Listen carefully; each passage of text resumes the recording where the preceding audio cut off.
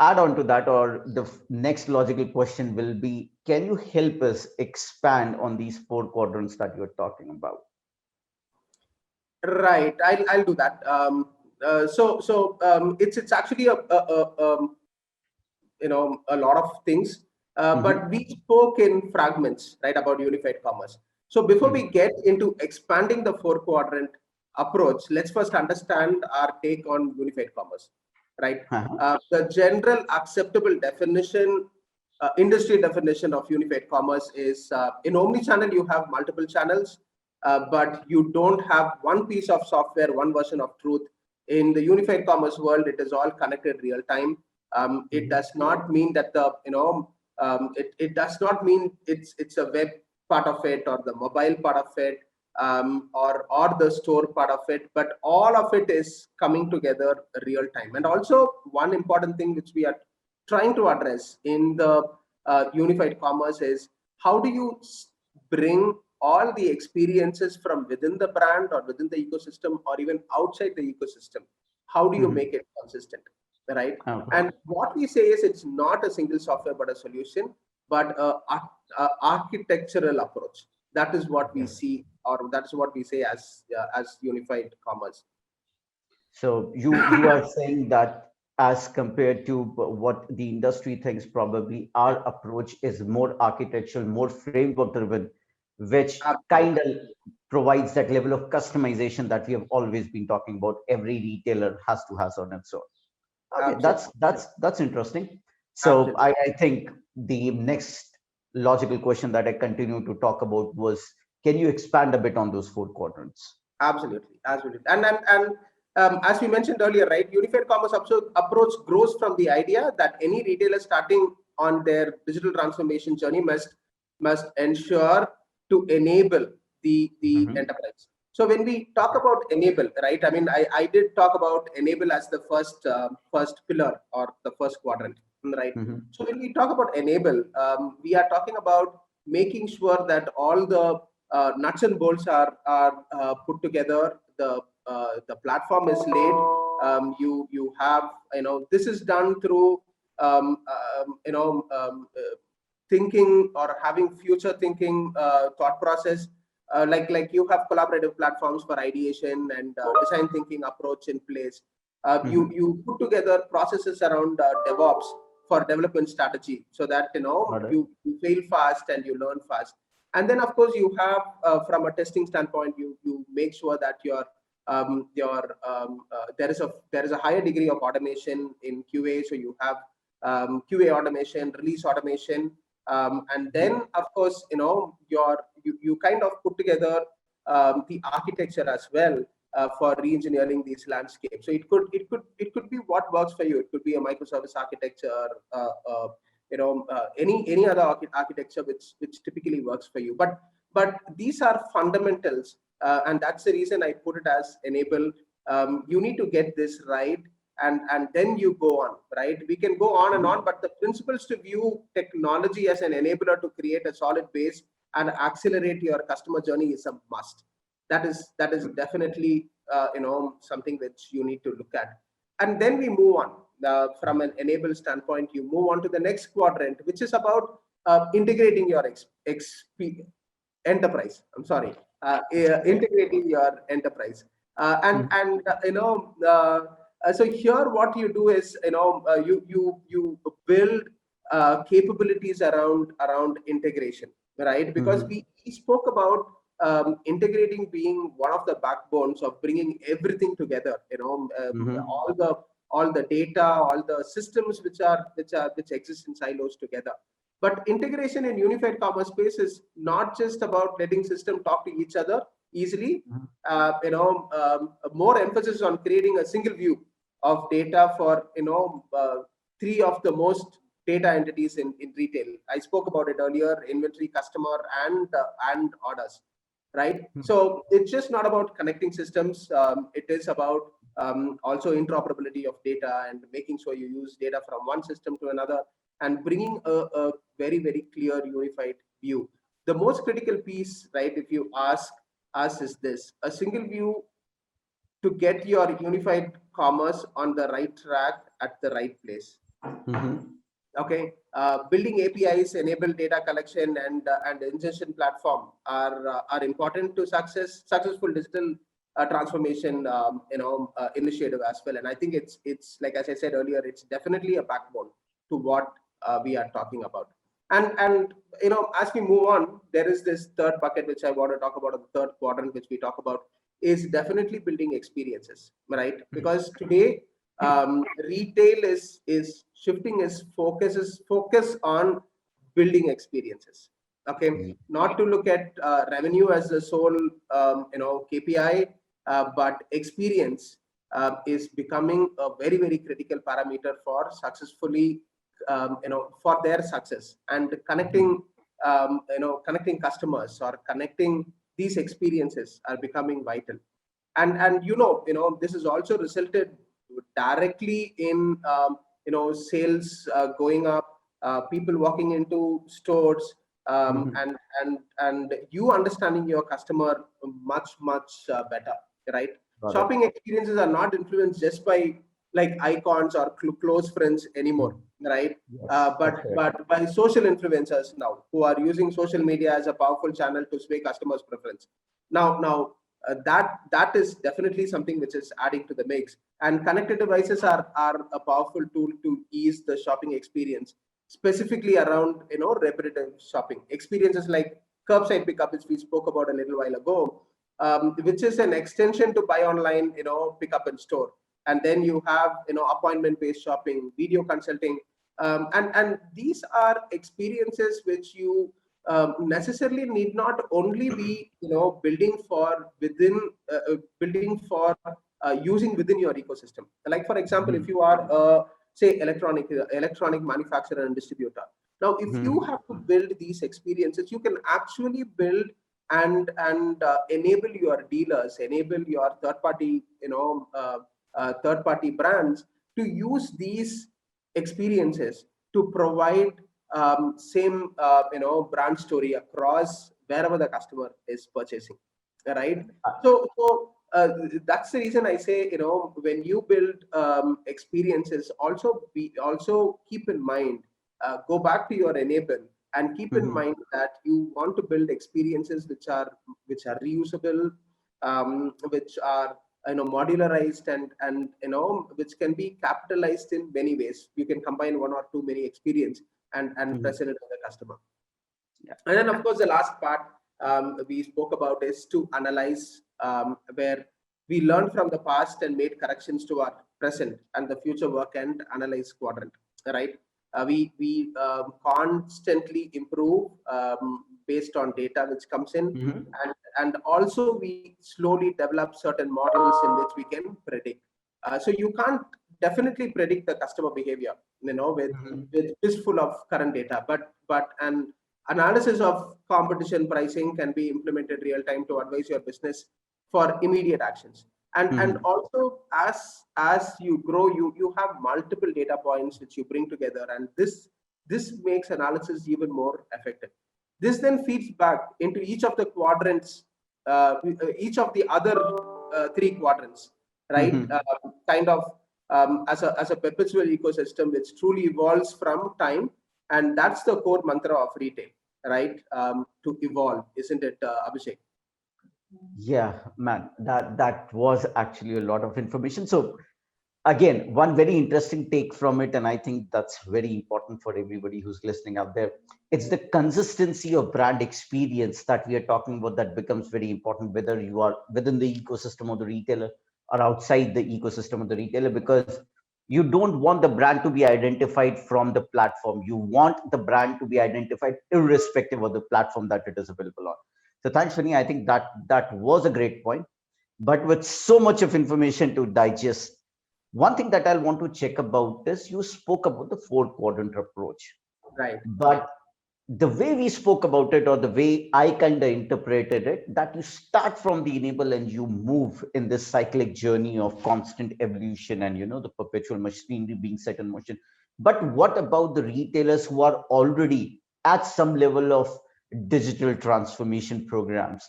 It's not like every retailer is starting from scratch, right? So are we Right. saying that Right. unified commerce cannot apply to them? Not really at all. Mhm. In fact, I had touched upon it in my previous, answer as well. It does. It's not a greenfield implementation, or it's not like you have to start from the scratch. If you are ahead in your journey and you want to enter, let's say, building Mhm. experiences, as you strongly agree that your tech and business teams are enabled, and enterprises integrated at a mature level, feel free to do that. Okay, you can start there. You can start building experiences, and that's the beauty of this approach. Allowing you to choose your entry point into evolution and progressing forward from there. Right, the adoption is flexible and understanding enough to tweak it to nuances that matters to you. So if you are, like as I said, if you think you are lacking in a specific area in these three quadrants, probably it's time to look at it. In case you are thinking that, hey, my DevOps practice or my release practices are not in place, and you want to start there. I think that's perfectly Mhm. fine. And as we said earlier, it is not a one size fit all kind of a model, right? Got That's it. that's typically what we are telling. And to Mhm. further expand, right, on this, to start building your experience with unified commerce approach and analyze the outcome of ROI, which is then back fed into the system for further continuing the enablement of your enterprise and integrating more as you add more experience and touch points, right?